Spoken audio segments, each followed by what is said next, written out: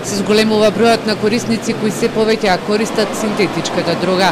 Истражувањата на младинскиот клуб од Штип покажуваат дека младата популација најмногу ги користат така наречените клубски дроги.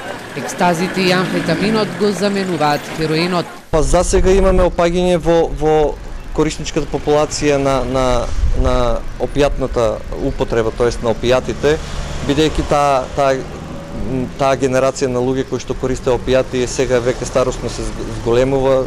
Имаме нови корисници, но тој број за сега е во константа една, значи немаме зголемување на бројот, но затоа напротив има зголемување у бројот на користење на кокаинот, амфетаминот и екстазите како дроги кои што се клубски дроги и кои што се моментално ин. И анкетата на студентите од Штипскиот правен факултет покажува алармантен раст на корисниците на така наречени потешки дроги, а загрижува и процентот кој расте кај студентите, односно младите до 21 година. Околу 11% од младите користат опојни дроги. Најчесто тоа се припадниците од машкиот пол повеќе, наспроти припадниците од женскиот пол.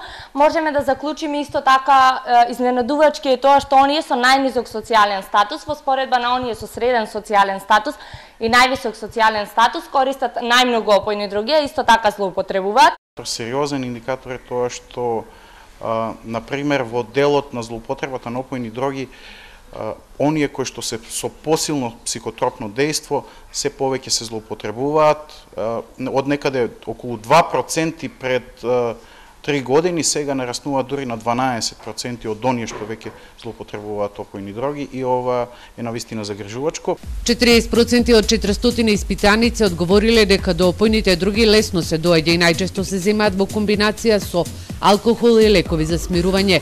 Стојановски забележува дека одговорите се загрижувачки, а надлежните треба да преземат и одредени чекори. Што се однесува во делот на ресоциализацијата, според граѓанскиот сектор, за сега Македонија добро стои во овој дел.